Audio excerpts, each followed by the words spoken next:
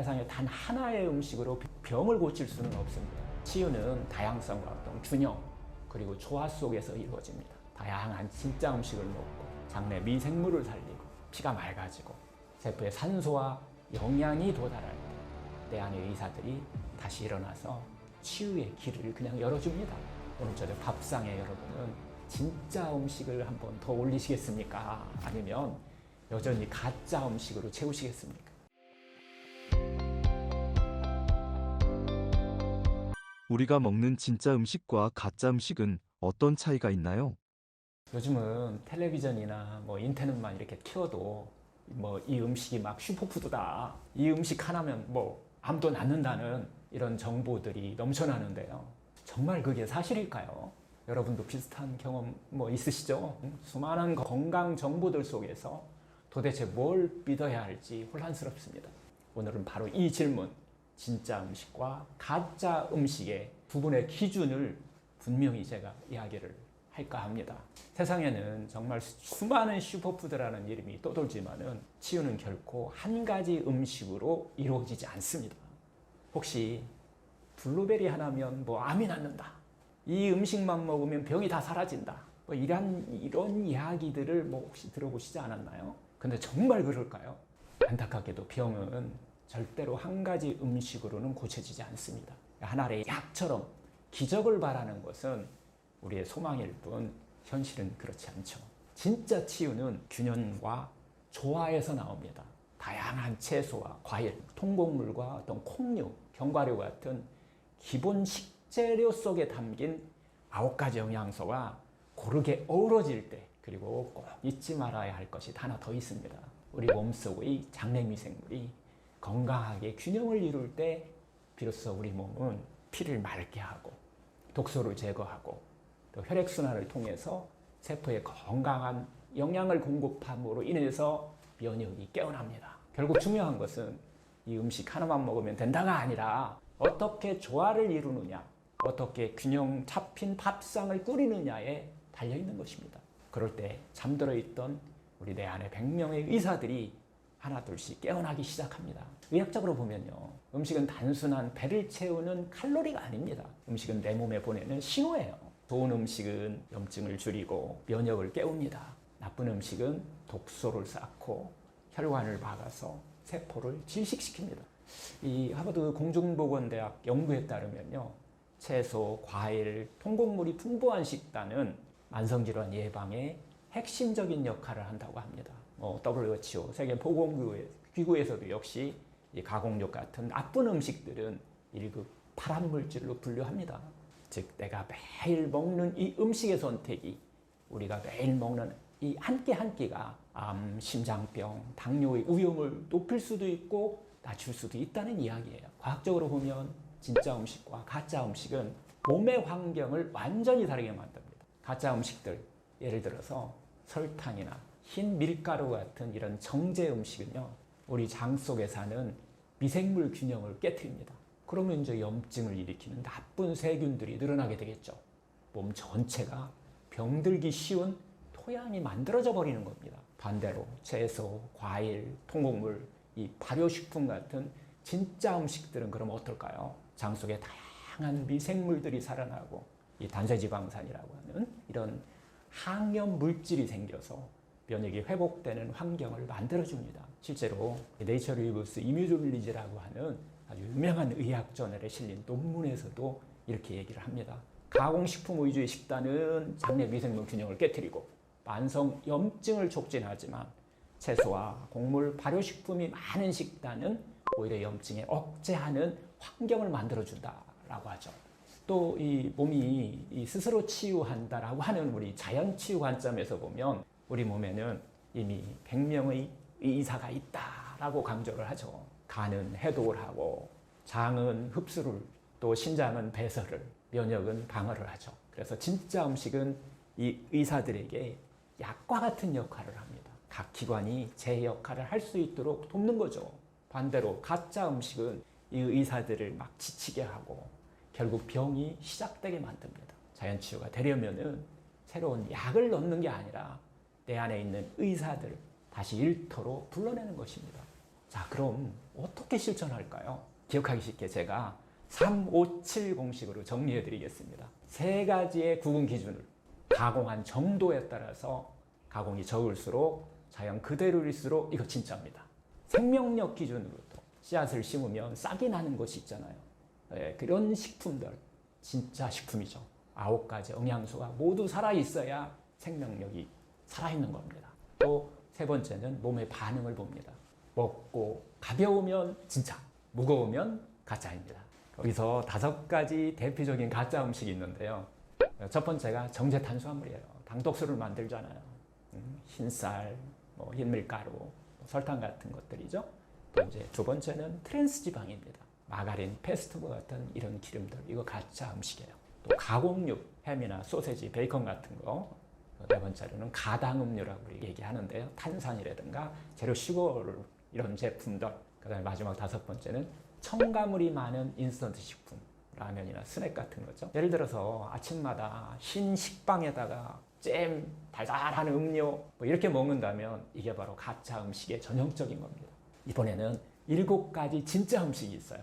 제일 중요한 거죠. 첫 번째는 제철 채소입니다. 우리들이 알고 있는 브로콜리, 양배추 이런 채소들, 잎채소, 또 당근이라든가 무 같은 이런 뿌리 채소들, 이게 가장 첫 번째 진짜 음식이고요. 두 번째는 제철 과일입니다. 그리고 세 번째는 통곡물들, 네 번째는 콩물 위주로 한 이 발효식품들이죠. 다섯 번째는 견과류와 씨앗류입니다. 포도나 아몬드, 치아씨드 같은 이런 것들이고요. 여섯 번째는 좋은 지방입니다. 들기름, 참기름, 아보카도, 올리브유, 전통 방식으로 짠 자연의 기름이 진짜 음식입니다. 그리고 마지막 7번째는 맑은 자연수입니다. 물이에요, 물. 특히 이제 과일이나 채소가 한번 걸러낸 물이 있죠. 이걸 우리를 해독 주스라고 얘기를 합니다. 예를 들어 사과 당근 주스 같은 것은 몸의 해독을 돕는 진짜 음식이죠. 이런 것들을 단 하루에 한 끼라도 이 7가지 진짜 음식으로 한번 밥상을 채워보세요. 그 순간부터 내 안의 의사들이 깨어나기 시작합니다. 여러분, 세상에 단 하나의 음식으로 병을 고칠 수는 없습니다. 치유는 다양성과 어떤 균형, 그리고 조화 속에서 이루어집니다. 다양한 진짜 음식을 먹고 장내 미생물을 살리고 피가 맑아지고 세포에 산소와 영양이 도달할 때 내 안의 의사들이 다시 일어나서 치유의 길을 그냥 열어줍니다. 오늘 저녁 밥상에 여러분은 진짜 음식을 한번 더 올리시겠습니까? 아니면 여전히 가짜 음식으로 채우시겠습니까? 저는 오늘 또 여러분 안에 100명의 의사가 깨어나길 진심으로 응원합니다. 좋은 채소와 과일 고르는 방법이 있을까요? 혹시 마트에서 유기농, 무농약, 친환경 이 라벨들을 보면서 이거 뭐가 다른 거야? 장바구니 이렇게 하시다가 좀 멈춰 서신 적이 있지 않으신가요? 다 가격이 좀 다르지 않나요? 어떤 경우는 가격은 비싸고 결국은 다 몸에 좋은 것 같지만은 막상 그 기준 자체가 좀 모호한 경우가 있어요. 근데 이 기준을 정확하게 아는 순간 장보기 습관이 완전히 달라질 수 있습니다. 오늘은 이 헷갈리는 이 용어들을 아주 쉽게 한번 이야기를 해보겠습니다. 먼저 채소와 과일부터 보겠습니다. 첫 번째 유기농이라는 이야기가 쓰이는 경우가 있는데 한국에 유기농 인증을 해주는 기관이 있어요. 국립기관이 있죠. 이 기관에서 보면은 최소 3년 이상입니다. 농약과 화학비료, 제초제를 전혀 쓰지 않은 토양에서 자라야 돼요. 그리고 또 유기농의 종자나 모종까지도 그렇게 키워야 됩니다. 이곳에서는 잔류 농약 검사까지 통과를 해야 됩니다. 여러 가지의 조건을 모두 충족해졌을 때 유기농 인증 마크를 받을 수 있어요. 미국도 비슷한데요. 미국은 USDA라고 하는 국가기관이죠. 이곳에서 똑같아요. 3년적인 어떤 농약을 쓰지 않고 화학비를 쓰지 않은 거 이런 원칙은 똑같은데 우리하고는 인증 절차가 더 조금은 국가적인 것이 좀 강해요. 주별로 또 세부 규칙이 좀 다른 것이 좀 있습니다. 두 번째는 무농약입니다. 재배 기간 동안 농약을 전혀 쓰지 않는 거예요. 유기농하고는 조금 다르죠. 토양까지 같이 보느냐라고 하는 게 재배 기간 동안 농약을 전혀 쓰지 않고 화학 비료는 상관없어요. 권장량의 3분의 1 이하로만 사용하시면 됩니다. 조금 덜 쓴 거예요. 화학 비료 자체도 무농약에서.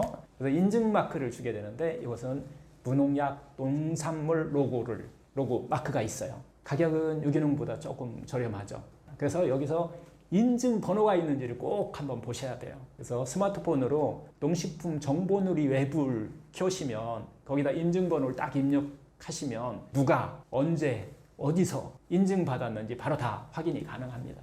미국에서는 무농약이라고 하는 공식 인증 제도 자체가 없어요. 우리나라보다 조금 헐겁습니다. 그래서 농가가 자체적으로 무농약이라고 이렇게 표시할 수는 있어요. 이건 법적 인증이 아니라 소비자가 스스로 신뢰 여부를 한번 확인해야 되는 그런 정도로 지금 하고 있어요. 다음 세 번째는 친환경 농산물인데요. 이 친환경이라고 쓰여 있는 거 이름이 좋죠. 이 친환경은 농약, 화학비료 사용량을 좀 줄였다는 뜻입니다. 무농약은 아닙니다. 2010년 이전에는 저농약이라고 해서 이런 이야기를 썼었는데 지금은 전부 다 신농약 범주를 이렇게 포함시켰죠. 이것도 꼭 라벨을 한번 확인하시면 좋습니다. 그리고 한번 QR코드로 딱 확인해 보시면 전체적으로 이력이 다 나오기 때문에 쉽게 구별이 가능합니다. 우리나라 이런 것들은 참 잘 된 것 같아요. 또 세 가지 기준이 있어요. 축산물 기준은 유기, 무항생제, 동물복지 이렇게 구별되어 있는데요. 첫 번째 유기 축산물은 유기농하고 비슷해요. 이 세 가지 조건을 충족해야 되는데요. 첫째는 100% 유기 사료를 써야 됩니다. 유기농 곡물과 풀을 다 사용해야 된다는 거예요. 여기에는 GMO 사료나 농약, 화학비료로 재배된 사료를 먹이면 유기 축산물이 아니에요. 이것도 정확하게 구별해서 인증을 해주기 때문에 믿고 쓰셔도 괜찮습니다.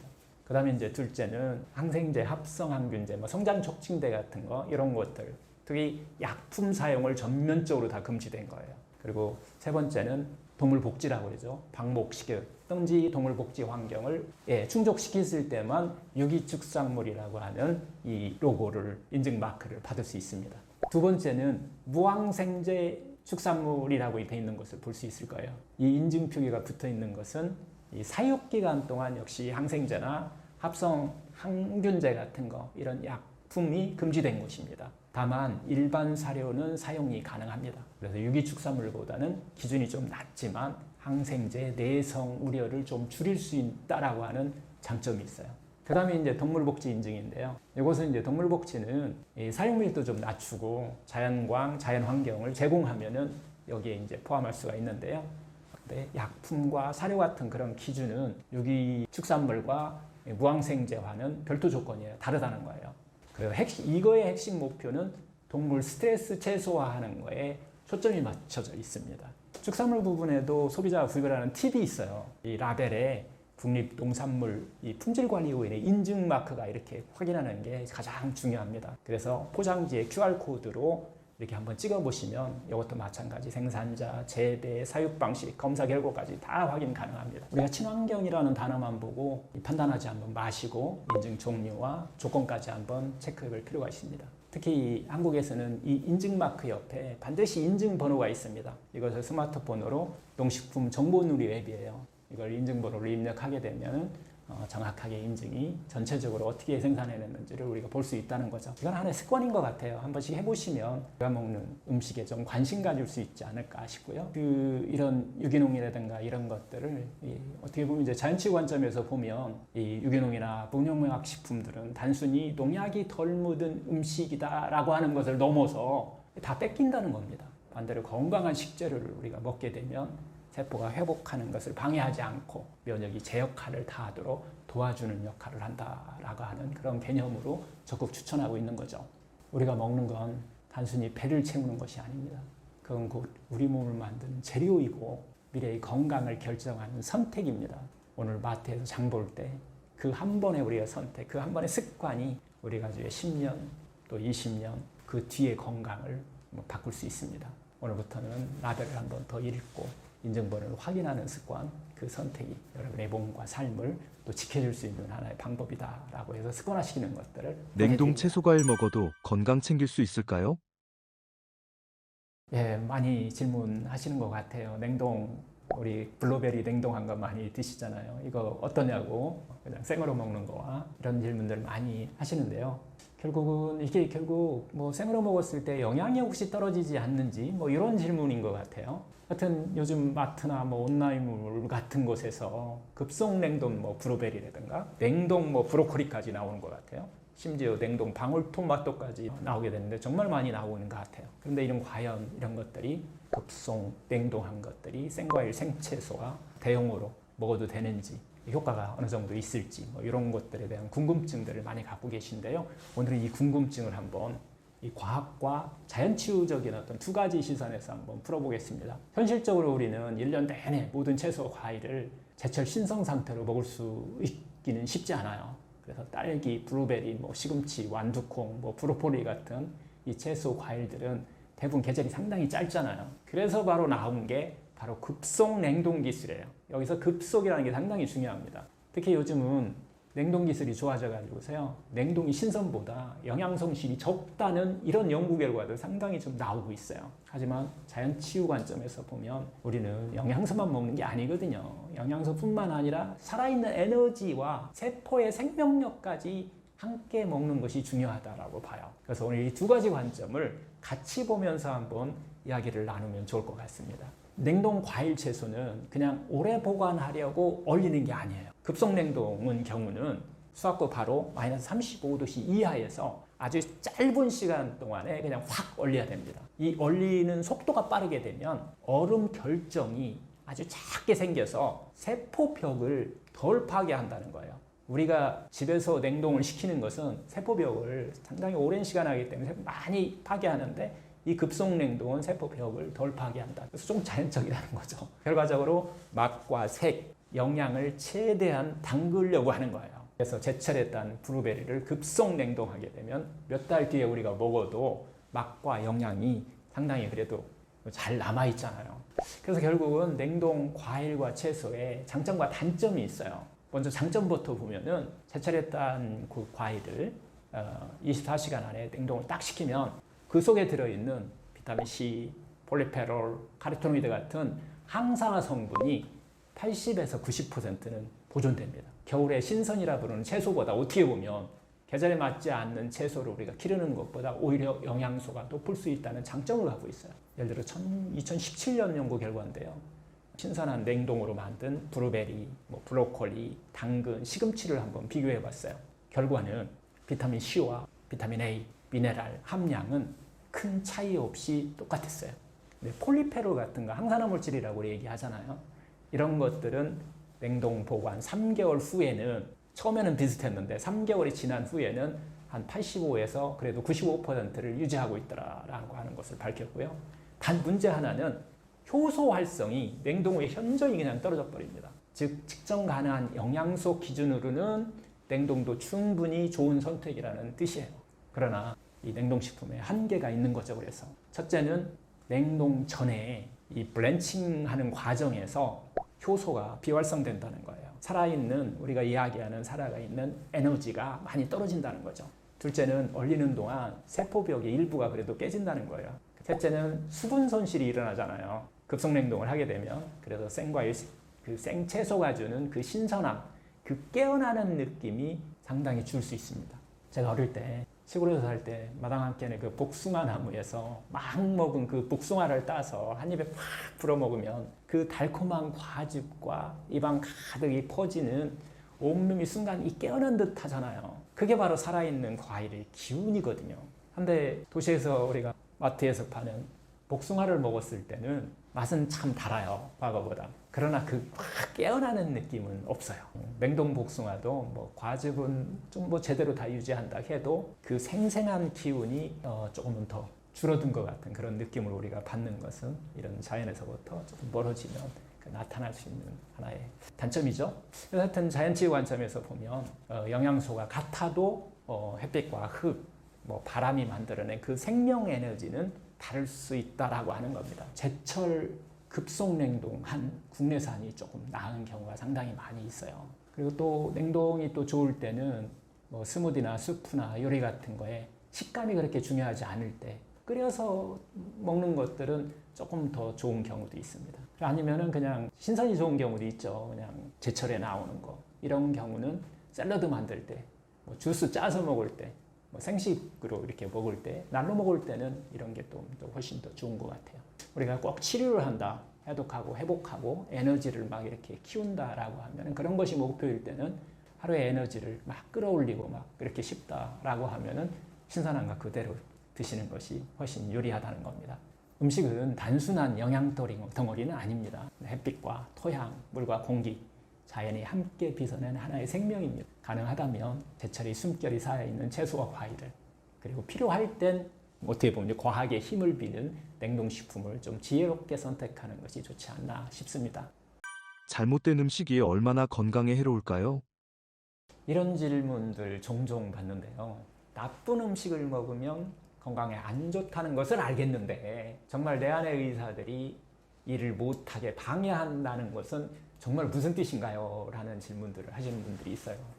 여러분도 혹시 이런 생각 해보신 적 있나요? 그냥 맛있게 먹으면 되는 거 아닌가? 뭐 조금 먹는 건 괜찮겠지.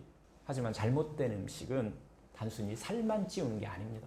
우리 몸속 의사들의 손발을 묶어버리는 것과 같은 역할을 하는 거예요. 오늘은 그 원리를 하나하나 한번 풀어보겠습니다. 사실대로 이야기를 한다면은 현대인의 밥상은 잘못된 음식으로 정말 가득 차 있습니다. 아침에는 흰 식빵에 잼, 커피 한 잔, 뭐 점심엔 편의점에서 컵라면이나 뭐 삼각김밥으로 이렇게 때우고, 저녁에는 이제 막 고기, 술, 뭐 야식, 이런 것은 단순히 칼로리 과잉의 문제가 아닙니다. 이런 음식들이 쌓이면 내 안의 의사들이 제 역할을 하지 못하고 결국 몸은 스스로 고칠 힘을 잃어버립니다. 의학적으로 보면요, 잘못된 음식은 내 안의 의사를 세 가지 방식으로 이렇게 방해를 합니다. 첫 번째는요, 독소 축적이에요. 가공식품, 뭐 정제 탄수화물, 첨가물 많은 음식은 독소를 우리 몸 안에 계속 축적해내고 있죠. 그래서 결국은 간, 신장 같은 해독 의사를 지치게 만듭니다. 두 번째는 염증의 촉진이에요. 트랜스지방, 가공육, 설탕이 많은, 당독수가 많은 이런 식품들은 만성염증을 키우게 되고요. 면역 의사가 제 기능을 하지 못하게 만들어 버립니다. 세 번째는 순환장애예요. 끈적하고 이 탁한 피는 혈액순환을 막아서 결국 세포에 산소와 영양이 전달되지 못하게 하고 결국 세포를 돌보는 의사들을 무력하게 만들어 버립니다. 즉 나쁜 음식은 내 몸의 의사들에게 일하지 마라, 쉬어라 라고 하는 신호를 보내는 그런 음식들이라고 보면 됩니다. 과학적으로도 이 원리는 입증되었는데요. 이 가공육과 같은 이 암과의 어떤 관계들인데요. WHO에서는 2015년에 전체적으로 다 분류를 해놨는데요. 그 중에서 햄, 소세지 같은 가공육을 1급 발암물질로 이렇게 분류를 해놨습니다. 그리고 설탕과 면역 억제의 관계가 또 중요한데요. 미국 임상영양 저널에 실린 연구에 의하면 단 100g의 설탕을 섭취했을 때 백혈구의 세균 잡는 능력이 5시간 동안 40% 이상 떨어진다는 거예요. 즉 우리 몸에 염증을 만든다는 거죠. 또 하나는 장내 미생물과 염증과의 관계인데요. 레이처 리뷰라고 하는 이뮤놀로지라고 하는 그 면역학 분야의 세계적인 권위 있는 학술지에 실린 이거 2017년에 실린 연구에 따르면은 가공식품과 정제 식단이 장내 미생물 균형을 무너뜨리고 만성 염증을 촉진해서 질병 환경을 만든다고 정확히 보고를 하고 있습니다. 결국 잘못된 음식은 면역, 해독, 순환을 무너뜨리고 내 안의 의사들을 지치게 한다는 사실이 과학적으로도 증명된 거예요. 몸이 스스로 치유하는 이 자연치유 관점에서 보면 잘못된 음식은 내 안의 의사들의 회의실에다가 막 소음을 들어붙는 것과 같을 거예요. 간, 장, 신장, 이 면역세포가 함께 모여서 막 내 몸을 회복하는 그런 전략을 짜야 하는데 가짜 음식들이 딱 들어오면은 의사들이 서로 소통하지 못하고 마비가 돼버립니다. 그래서 자연치유의 핵심은 새로운 약을 넣는 게 아니라 새로운 막 좋은 식품을 넣는 게 아니라 이미 있는 내 의사들이 제대로 일할 수 있는 환경을 만들어주는 것입니다. 실제로 우리가 당장 실천할 수 있는 루틴은 어떻게 보면 하루 생활에서 간단합니다. 단순하죠. 아침 식사를 좀 바꿔야 돼요. 흰 빵 대신 채소나 샐러드, 사과 당근 주스로 해독을 시작할 수 있도록 바꿔보는 거죠. 두 번째는 정제 음식을 꼭 피하셔야 됩니다. 한 끼라도 설탕, 흰 밀가루 없는 식단을 한번 차려보세요. 세 번째는 발효식품을 한번 좀 추가해보라는 거예요. 된장국, 김치류, 천연식초 같은 것을 이용한 샐러드 같은 거. 이거 말고 장내 미생물 균형을 회복시켜주는 진짜 연료죠. 네 번째는 기름은 좀 바꿔보시라는 거예요. 뭐 마가린 같은 거, 튀김류 같은 이런 식용유 대신 들기름, 참기름, 올리브유 같은 이런 전통 기름으로 한번 바꿔보시라는 거죠. 마지막 다섯 번째는 생수 마시기입니다. 가당음료 대신에 자연의 맑은 물, 생수, 따뜻한 이런 차로 대체하는 것. 이 작은 습관이 내 안의 의사들에게 이제 일할 수 있다라고 하는 신호를 보내줍니다. 여러분, 잘못된 음식은 단순히 몸무게를 늘리는 게 아닙니다. 내 안의 의사들이 제 역할을 못하게 만드는 방해꾼들이에요. 하지만 희망적인 것은 오늘부터 단 한 끼만 바꿔도 내 의사들은 깨어난다는 겁니다. 여러분 꼭 기억하세요. 잘못된 음식은 의사를 잠재우고 진짜 음식은 의사를 깨웁니다. 오늘 저녁 밥상에 여러분은 어떤 선택을 하시겠습니까? 저는 오늘 또 여러분 안에 100명의 의사가 깨어나기를 진심으로 응원합니다. 진짜 음식을 챙겨 먹고 건강이 좋아진 사례가 있나요? 혹시 이런 경험 있으신가요? 건강검진에서 큰 이상이 없다고 했는데 몸은 늘 피곤하고 잠도 막 못 자고 병원 약 없이는 하루도 못 버티는 이런 삶. 나이 들어서 뭐 당연한 거겠지 뭐 하면서 이렇게 넘기기도 하는데요. 어느 날 큰 병으로 쓰러져 버리는 경우, 우리 주변에서 이런 경우도 종종 많이 있잖아요. 오늘은 제가 만난 한 환자분의 이야기를 한번 나누려고 합니다. 진짜 음식을 만나서 삶이 바뀐 이야기입니다. 그분은 58세 여성분이었는데요. 가사와 막 직장 생활로 늘 바쁘게 살아오신 분이었습니다. 퇴근 후에 집에 돌아오면 늘 피곤해서 막 소파에 그냥 쓰러져 있고, 저녁은 뭐 라면이나 인스턴트, 또 때로는 막 치킨과 맥주가 하루의 일상이었습니다. 그 환자분은 병원에 오시면 늘 이렇게 저한테 이야기를 하세요. 원장님, 저는 늘 피곤해요. 아침에도 눈이 잘 안 떠지고 퇴근하면 그냥 막 누워요. 병원에서는 특별한 병은 없다고 하는데 저는 왜 이렇게 매일 아픈 걸까요? 그렇게 그분은 겉으로 보기엔 큰 병은 없었지만 부모님이 신호를 보내고 있었던 겁니다. 그분은 결국 유방암 진단을 받았습니다. 갑작스러운 이런 소식에 무너졌죠. 왜 하필 나일까? 나는 병원 검진도 꼬박꼬박 했는데. 항암 치료가 시작되자 부작용은 더 심했습니다. 입안은 막 헐고, 감기는 달고 살고, 또 머리카락은 막 빠지고, 몸과 마음도 막 지쳐갔습니다. 그분은 눈물을 흘리면서 말했습니다. 살아도 사는 게 아닌 것 같아요. 매일이 막 지옥 같아요. 그때 저는 이렇게 말씀드렸습니다. 치유는 약만으로는 되지 않습니다. 이제는 밥상을 좀 바꾸셔야 합니다. 제가 권한 건 거창한 뭐 이런 것들이 아니었습니다. 기상시 아침에 일어나자마자 생수 한 잔과 아침에는 사과 당근 주스로 해독을 시작하셔야 된다. 점심은 다양한 잎채소와 뿌리채소가 이렇게 조화를 이룬 5-3-14법. 저녁은 가볍게 두부와 샐러드 같은 거, 그리고 따뜻한 차 한 잔. 그리고 일상생활에서는 이 자연의 음식을 3가지 기준으로 꼭 고르는 것을 습관화하셔라. 첫 번째는 가공이 적은 것을 음식으로 선택하셔라. 두 번째는 생명력이 살아있는 것을 음식으로 선택해라. 세 번째는 먹고 나서 몸이 편안한 음식으로 선택을 하셔라 라는 이야기를 드렸는데요. 처음엔 당연히 힘들었죠. 그리고 나서 이분은, 원장님, 저는 빵이 없으면 뭐 살 수가 없어요. 커피는 제 삶의 낙이에요. 그런데 하루 이틀, 한 주 조금씩 바꿔갔습니다. 저는 보통 이제 이런 경우 이야기만 하면요, 쉽게 바꾸지 못해요. 그래서 말로만 설명한 게 아니라 직접 환자와 함께 밥상을 같이 차렸습니다. 현미를 씻고 불리고, 밥상 위에는 형형색색의 잎채소와 뿌리채소, 고소한 어떤 두부 단백질들, 그리고 들기름 한 숟갈, 낫또 하나, 그리고 다양한 김치류의 밑반찬, 반숙한 계란 하나, 뭐 이런 것들이죠. 그리고 제가 제일 좋아하는 게 있는데, 양파를 식초 절임한 것들, 그리고 또 작년에 담아둔 명이나물, 뭐 여주를 초절임한 거, 이렇게 하다 보니까 어느덧 풍성한 자연밥상이 차려졌습니다. 제가 말했습니다. 이게 바로 내 안의 의사를 불러내는 밥상입니다. 환자분은 감동을 받은 듯이 행복한 마음으로 크게 웃어주셨습니다. 그리고 원장님, 이제 저도 이렇게 할 수 있을 것 같아요. 여러분도 한번 상상해 보세요. 오늘 저녁 밥상에 이런 음식들이 올라간다면 여러분의 몸은 어떤 변화를 맞게 될까요? 그분은 밥상을 바꾼 지 이제 한 달 정도가 지나자 놀라운 일이 일어났습니다. 아침에 일단 눈이 잘 떠지고, 점심 먹고 졸리던 게 이제 사라지고, 밤에 깊은 숙면을 취할 수 있었다라고 이렇게 이야기를 하셨어요.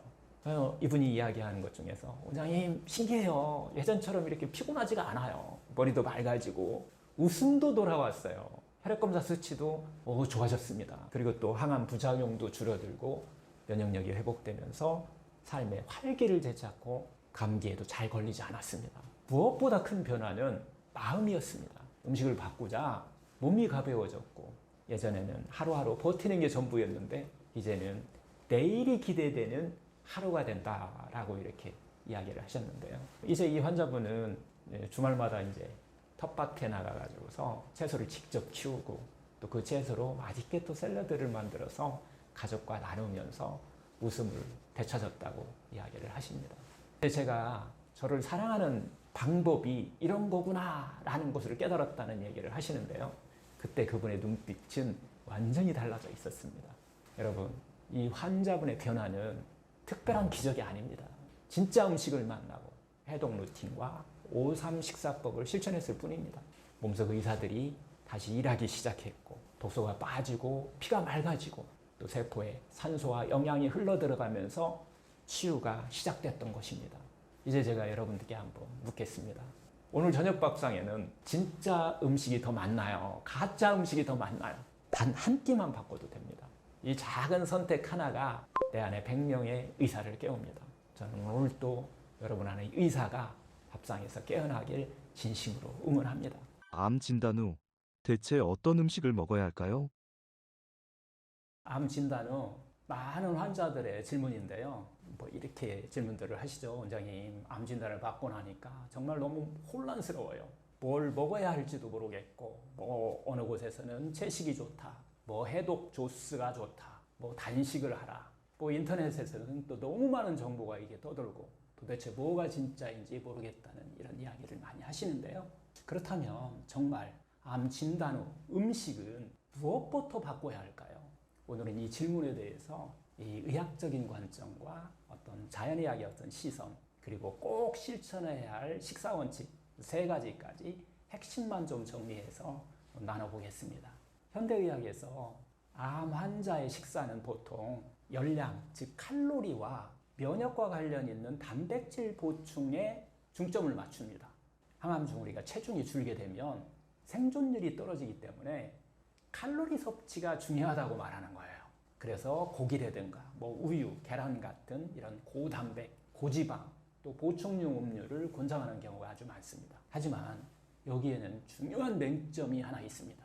이 항암 치료 자체가 우리 몸의 정상세포뿐만 아니라 면역세포도 약하게 만들기 때문에 단순히 칼로리만 늘린다고 해서 회복에 도움이 되는 것은 아니라는 거예요. 또한 암세포는 이 포도당과 지방을 먹이로 삼아서 성장하고 분열을 합니다. 즉 잘못된 음식을 통해서 암을 키우는 결과가 될 수 있다는 경고도 무시할 수 없다는 거예요. 자연의학에서는 이렇게 말합니다. 암은 외부에서 갑자기 생긴 병이 아닙니다. 내 몸 안에 그리고 내 삶 속에서 오랜 시간 쌓여서 만들어진 결과입니다. 암은 단지 질병이 아니라 내 몸의 환경이 만든 하나의 신호라고 보는 거예요. 다시 말해 암을 만든 것은 내 안의 환경이고 그 환경을 만든 것은 바로 내 삶의 방식, 즉 내 삶의 습관이라는 거예요. 내가 어떤 음식을 먹었는지, 얼마나 스트레스를 받으면서 살아왔는지, 그리고 밤늦게 자고 뭐 숙면도 부족하고 또 운동도 부족하고 숨을 깊게 쉬는 시간조차 없이 계속 달려온 이런 삶들이 문제를 일으켰다는 거예요. 이런 삶이 내 안에 100명의 의사를 망가뜨린 원인이었던 거예요. 결국 이 모든 것들이 결국 혈액을 탁하게 만들고 면역력을 떨어뜨리고 세포에 산소가 부족한 상태를 만들어서 암이 자라기 쉬운 그런 몸이 된 거예요. 그렇다면 몸 안의 환경을 당연히 바꿔야겠죠. 그 시작이 바로 음식입니다.